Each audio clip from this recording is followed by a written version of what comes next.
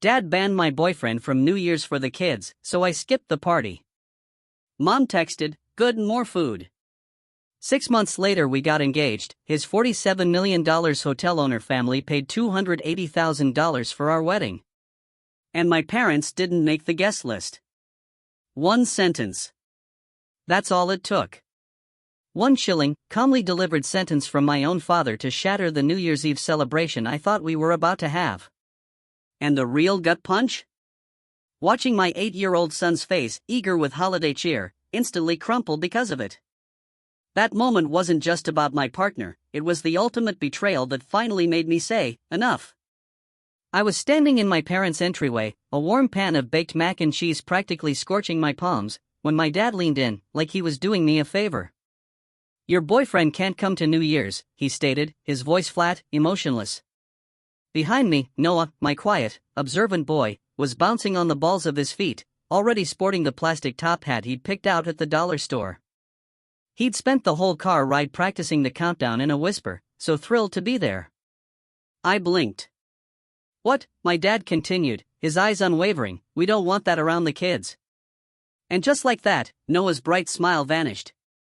It wasn't a dramatic cry, just a sudden, devastating shutoff, like someone had dimmed a light inside him. My throat tightened so hard it tasted like metal. I stared at my dad's face, a face I'd spent my entire life trying to please, trying to earn approval from. And I heard myself say, calm and clear, "Then I'm not coming either." My mom was right behind him, in the hallway, already irritated, already done. She didn't even pretend to be surprised. I didn't argue. I didn't beg.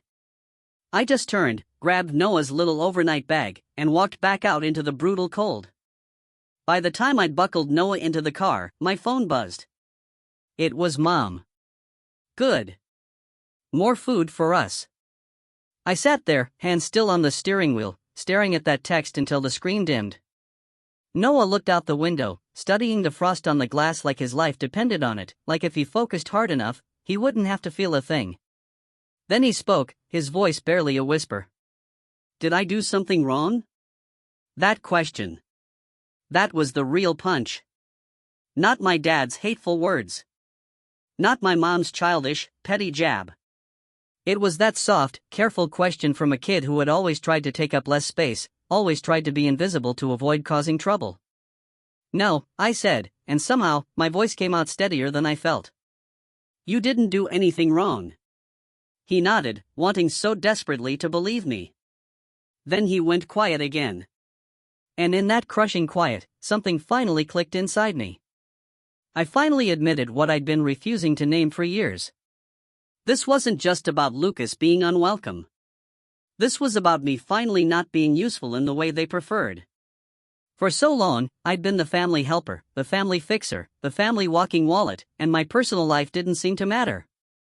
But the second I asked them to treat the person I loved like a human being, suddenly I was the one bringing something around the kids. I drove home with my jaw clenched so tight my cheeks ached. And I already knew this wasn't going to end with me simply skipping a party. My name is Carrie. At the time, I was 34, living just outside Charlotte, North Carolina, in a small townhouse that always smelled faintly of hair product and vanilla candles. I was a makeup artist, weddings, photo shoots, theater gigs, anyone who wanted to look like a more rested version of themselves. I'd built my business from nothing after my divorce. My ex-wife and I split when Noah was a toddler, and we co-parented just fine. But my parents? They acted like the divorce was proof I was defective, like I'd embarrassed them somehow. Then, a few years later, I fell in love with Lucas. My parents didn't use slurs, not outright. They didn't have to. They used tone. They used silence. They used phrases like, "We just don't understand why you have to make it your whole personality." Even when I wasn't making anything a personality, I was just living. Lucas and I met when I did makeup for a charity gala. He was there helping with the event, sleeves rolled up, actually working, not just posing for photos. He had this calm, steady way of moving through a room, like nothing could knock him off center. He asked about my brushes like he genuinely cared. He remembered Noah's name after meeting him just once. The first time Noah spilled juice on Lucas's shirt, Lucas just laughed and said, buddy, I've worn worse for less. Noah liked him immediately, which, of course, meant I liked him even more. My parents, on the other hand, treated Lucas like a bad influence, like he was a loud neon sign that would confuse children just by existing. And here's the thing, I might have swallowed that disrespect for longer if it had only been aimed at me. But it wasn't. It always bled onto Noah. Little things at first, family photos where my sister's kids were pulled front and center, while Noah got placed off to the side like an accessory. Birthday parties where there was always an oops, we didn't realize he'd be here 2 extra slice of pizza. Comments like, he's sensitive, isn't he, said with that saccharine smile adults use when they're not actually asking a question. I kept telling myself it was just awkwardness, a generational adjustment. I kept telling myself they would come around. And I kept paying for things. Because in my family, money was the language of love and control, all wrapped together in a suffocating bow. When my dad's truck needed repairs, I paid the mechanic directly, $1,450. When my mom said the property taxes were higher than expected, I transferred $2,000 and told her not to worry. When my sister needed help with daycare for just a month, it turned into 6 months, $300 a week, every week, automatically. There was even a joint account I opened with my mom after she cried about not having a cushion. It was supposed to be for emergencies. Somehow, the emergencies kept happening right after I got paid. I told myself it was family. I told myself it was temporary. I told myself it was better than fighting. But standing in that doorway on New Year's Eve, watching Noah's face fall because my dad decided Lucas was that, I realized something simple, yet earth-shattering. I had been buying a seat at a table that still wouldn't even set a plate for my kid. New Year's Eve had always been my mom's thing. She loved control, loved planning, loved assigning dishes like she was running a catering business. That year, she'd texted a full list: bring mac and cheese. Bring sparkling cider. Bring the little plastic horns for the kids. And Carrie, don't make this weird. That last line wasn't about food. It was about Lucas. We'd already agreed Lucas would come late, after he finished a small bridal trial he'd squeezed in for extra cash. He wasn't even going to be there long. Just an hour. A kiss at midnight. A normal holiday moment. I didn't think I was asking for the moon. Apparently, I was. After my dad dropped his bomb, I walked out and drove home. I didn't cry in the car. I didn't scream. I just drove, hands steady on the wheel, like if I stayed controlled, I'd stay safe. Noah sat in the back, clutching the little paper bag of party favors he'd packed himself. He'd put in 2 noisemakers, 2 hats, and a tiny envelope with glitter stickers. He'd been so excited to give 1 hat to Lucas and 1 to Grandpa. That was the part that truly gutted me. He was trying to include everybody. He didn't understand why the adults couldn't do the same. When we got home, I put the mac and cheese in the fridge, still wrapped in foil like a sad leftover of a life I kept trying to force. Noah sat on the couch and turned on a cartoon, the volume low. I went to my bedroom and stared at the wall for a full minute before I moved. Then I grabbed my laptop. Not because I wanted revenge. Because I finally wanted peace. The joint account with my mom was open in my banking app with 1 click. Balance, $9,842. That money was supposed to be for emergencies, but the last 3 withdrawals had been a $600 kitchen cabinet deposit, $450 for my sister's tires, $300 for groceries. None of those were emergencies. They were expectations. And I knew, with a clarity that felt almost calm, that if I let tonight slide, the next line would come easier for them to cross. First it was, don't bring him. Then it would be, don't talk about him. Then it would be, don't let Noah talk about him. And my son would learn that love was something you hid to keep other people comfortable. I wasn't teaching him that. So I made one decision. I closed the joint account. Not transferred the money out and left it open. Not froze it to think about it. Closed. I clicked through the prompts, read the warnings, and hit confirm. A final screen popped up, account closed successfully. I stared at it longer than I needed to, like it might evaporate. Then I set my laptop down, walked back into the living room, and sat next to Noah. He didn't look at me right away. "Can we still do New Year's?" he asked quietly. "Yeah," I said. "We can." He frowned a little. "Just us?" I thought about Lucas, probably wiping powder off his hands, driving across town, expecting to walk into my parents' house and get quietly tolerated at best. I swallowed. "Just us tonight," I said, and then I added, because Noah deserved the truth in kid-sized pieces, and tomorrow we'll do something with Lucas. Noah nodded and leaned into my shoulder, like he was tired all the way down to his bones. At 11:58, we watched the countdown on TV. At midnight, I kissed Noah's forehead and told him I loved him. No big party. No forced smiles. No pretending. And it was still better than anything my parents were offering. The fallout started before the champagne had even gone flat at my parents' house. At 12:17 a.m., my mom called. I didn't answer. At 12:22, my dad called. I didn't answer. At 12:45, my sister texted a dramatic paragraph about ruining the holiday and making it about you again. At 10:03 a.m., my mom texted again. "Mom, did you really leave us hanging like that over him?" I stared at the word him, like Lucas was an appliance I'd brought into their home without permission. Like my relationship was a reckless hobby. I didn't reply. I put my phone face down. The next morning, while Noah ate cereal in his pajamas, my mom texted again. "Mom, the account won't let me log in. Call me." So, the party line was officially shifting. Not "we're sorry." Not "your dad shouldn't have said that." Not "tell Noah we love him." Just "call me." The money isn't working. My stomach did that weird hollow drop. Not from guilt, but from how utterly predictable it was. Noah looked up at me. "Is Grandma mad?" I kept my voice even. "Grandma's having big feelings." He nodded like he understood adults had storms inside them, too. I waited until he was distracted with his Legos.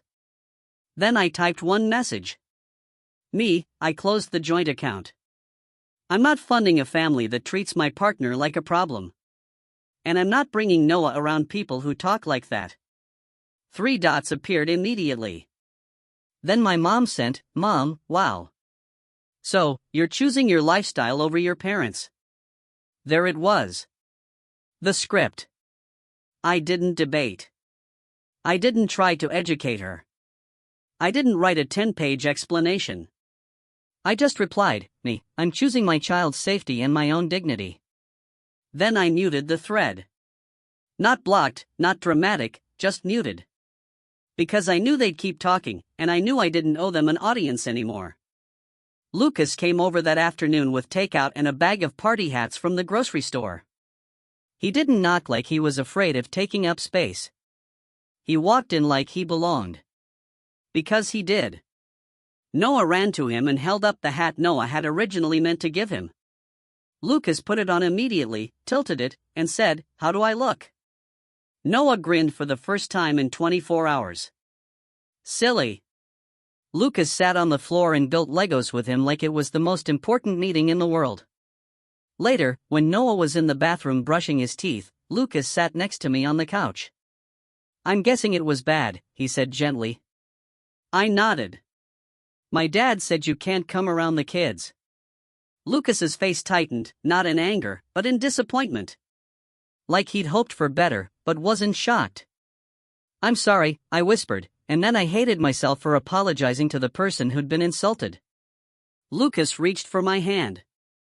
"Don't apologize for them," he said. "Just tell me what you need." What I needed was simple. I needed to stop pretending my parents' love was something I could earn with enough payments and enough silence. "I already did it," I said. I closed the account. Lucas exhaled like he'd been holding his breath. Good. That was it. No lecture. No "are you sure?" No guilt. Just good. And something in my chest unclenched.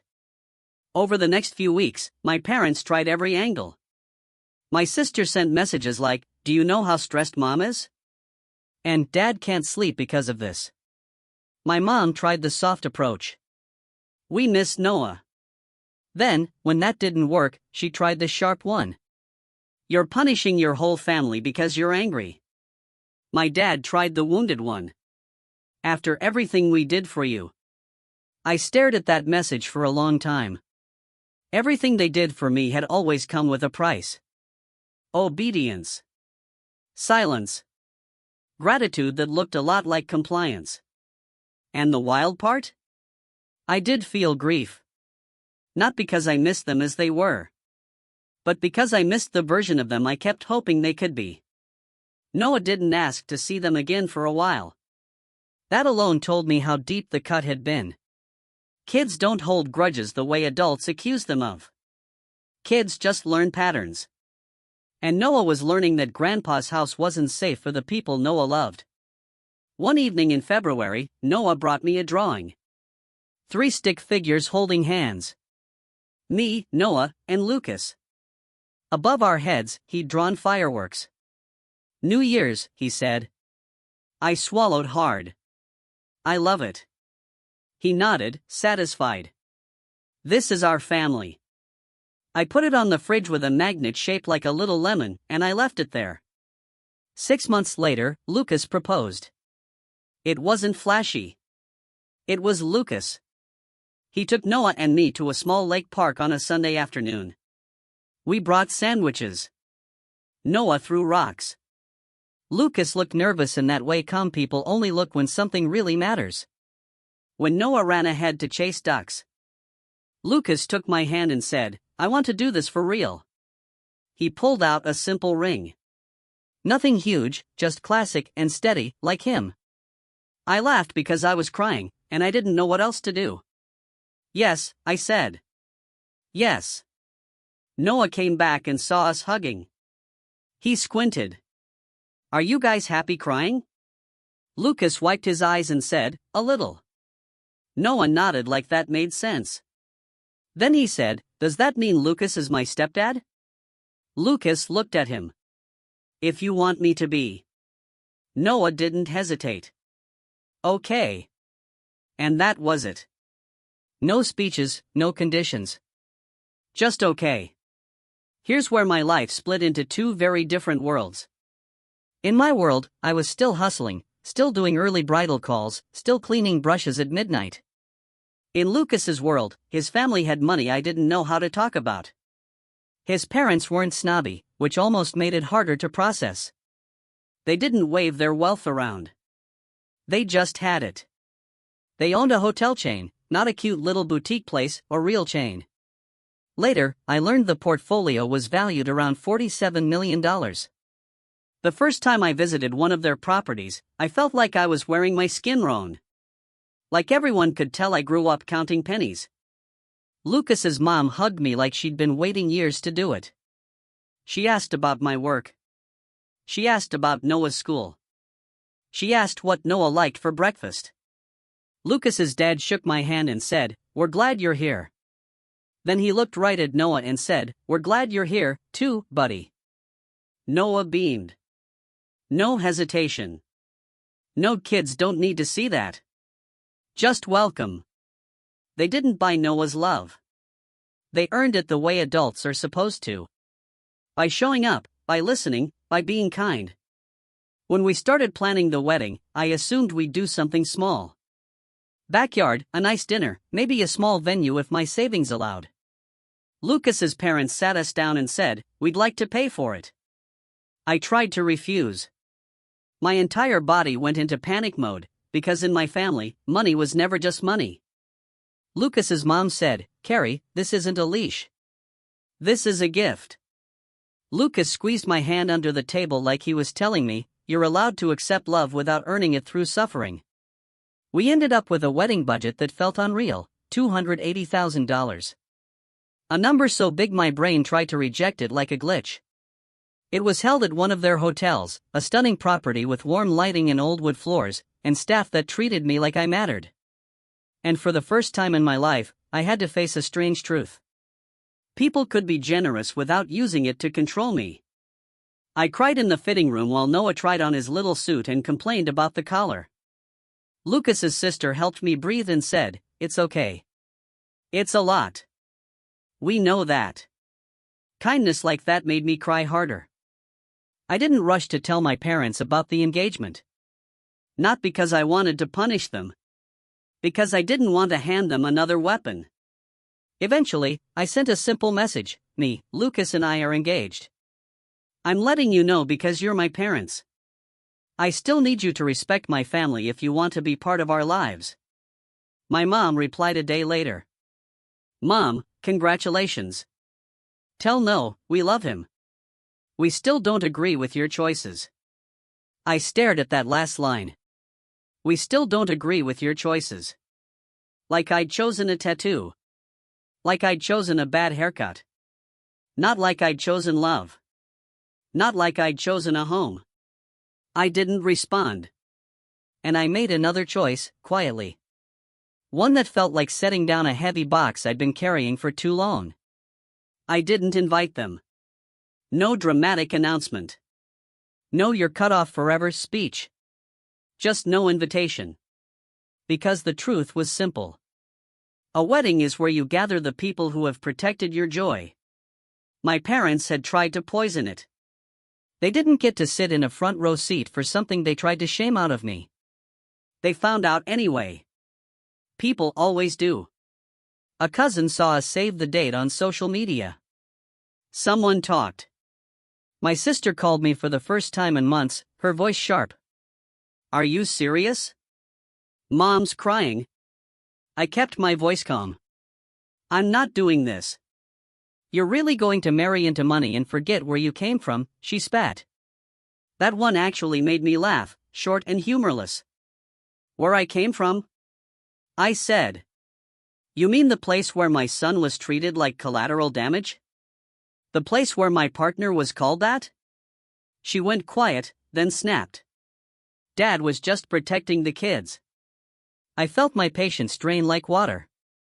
"No," I said, "he was protecting his comfort at Noah's expense." She tried the guilt angle. "Mom says you owe her." And there it was again. Oh, always. I looked over at Noah, who was on the floor drawing little tuxedos on stick figures, planning what he wanted the grooms to wear. I lowered my voice. "I don't owe you access to my life," I said. "And I don't owe you my money." She hung up. I sat there shaking, not from fear, but from the weird aftermath of finally not bending. Lucas came up behind me and put his hands on my shoulders. "You okay?" he asked. I nodded slowly. "I will be," I said. And I meant it. The wedding day was bright and clean and strangely quiet, in the best way. No chaos from my mother. No last-minute guilt texts. No dad acting like the king of the room. Just me, Lucas, and Noah in a suite with big windows. Noah had a tiny boutonniere on, and he kept touching it like it was a magic button. "Do I look fancy?" he asked. "You look like you own the place," Lucas said. Noah grinned. "We kind of do." Lucas laughed, a real laugh, and kissed the top of Noah's head. At the ceremony, Noah walked between us with a small ring box, serious as a judge. When the officiant asked who supported our marriage, Lucas's family stood up like it was the easiest thing in the world. So did a few friends from my life, 2 fellow artists I'd worked with for years, a neighbor who'd watched Noah when I had early calls, a cousin who'd quietly texted me after New Year's and said, "I'm sorry." They're wrong. There were empty seats in the back of the room. Not because I saved them, but because I stopped saving space for people who wouldn't show up with love. When I said my vows, I didn't mention my parents. I didn't give them free real estate in my joy. I looked at Lucas and I said, "You made a home with me when I didn't know if I deserved one." Lucas's eyes went wet. He squeezed my hands. Noah sniffled dramatically, like he wanted everyone to know he was having feelings, too. Afterward, at the reception, Lucas's mom pulled me into a hug and whispered, "You did good. You protected your boy." That sentence settled into me like a warm blanket, because that was the whole point. Of course, My parents didn't take it quietly. My mom sent a message the next day. "Mom, I heard it was some big fancy wedding. Must be nice. Noah should have been with real family." I stared at the screen until my vision blurred. Lucas was in the kitchen making coffee. Noah was on the couch eating pancakes in his suit pants because he refused to take them off yet. I didn't write back a paragraph. I didn't explain. I didn't defend myself. I sent one sentence. "Me, I won't fund or entertain people who treat my family like a mistake." Then I blocked her number. Not in anger. In protection. One clean move. A door closed, softly but completely. 6 months after New Year's, after the engagement, after the wedding, I realized something that surprised me. The quiet wasn't empty. It was peaceful. Noah stopped asking why Grandma didn't call. He stopped flinching when my phone buzzed. He started inviting Lucas into his little daily routines without thinking about it. "Lucas, can you help me with my homework? Lucas, watch this. Lucas, can we make cookies?" Lucas showed up, every single time. One night in December, almost a full year after that doorway moment, Noah came into our bedroom holding a folded piece of paper. "I made something," he said. It was a drawing. 3 people again, me, Lucas, Noah. But this time, Noah had drawn a big table with plates and candles. At the top, he'd written in careful block letters, "Our New Year." Lucas sat up and asked, "Where are we doing it?" Noah pointed to the center of the drawing. "Here." I swallowed, because I realized he wasn't mourning what he lost anymore. He was building what he deserved. On New Year's Eve, we stayed home. We made food Noah actually liked. We wore pajamas. We played board games. At 11:55, Noah handed Lucas a dollar store party hat and handed me one, too. "Everybody gets one," Noah said firmly, like he was establishing a law. Lucas put his on and gave Noah a little salute. "Yes, sir." At midnight, Noah counted down louder than he did the year before. When the clock hit 12, Lucas kissed me, and Noah yelled, "Happy New Year," and blew his horn so hard it sounded like a dying goose. We laughed until we couldn't breathe. Later, when Noah fell asleep, curled between us on the couch, Lucas looked at me and said softly, "Do you miss them?" I thought about my dad's voice saying, "We don't want that around the kids." I thought about my mom's text, "Good, more food for us." I thought about how they'd panicked more over a bank account than over a little boy's hurt face. And I looked down at Noah, safe and warm and loved. "I miss what I wanted them to be," I said. "But I don't miss what they are." Lucas nodded like he understood completely. I carried Noah to bed and tucked him in. Before I turned off the light, I taped his Our New Year drawing to the wall beside his desk. Not the fridge. Not a drawer. The wall, where it couldn't be ignored, where it would stay. Because I wasn't raising a kid who learned to shrink to fit other people's comfort. I was raising a kid who understood something my parents never did: you don't get to call yourself family if you treat someone like they don't belong. And you definitely don't get to keep my money, my effort, and my silence while you do.